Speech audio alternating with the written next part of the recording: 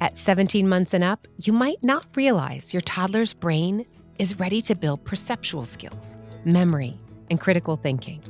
But you'll see all that in action with the Toddler Sorting and Matching Mini Kit. The on-the-go habitat match is so much fun. Your child will love to stick and remove the Velcro critters from the different environments, and you can talk about all the different places these critters could live. There's more than just one right answer, and there's room for more than one critter in a place. So maybe the bee and the ladybug visit the flower.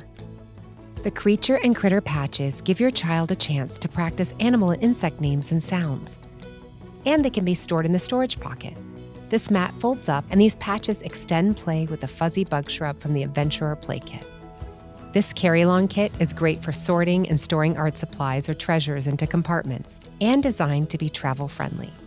Your child will love having their very own organizer. This will be handy for years to come.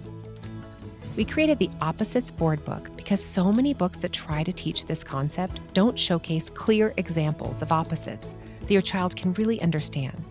This book shows real photos of real opposites. It's everything you need right now to support your child's development.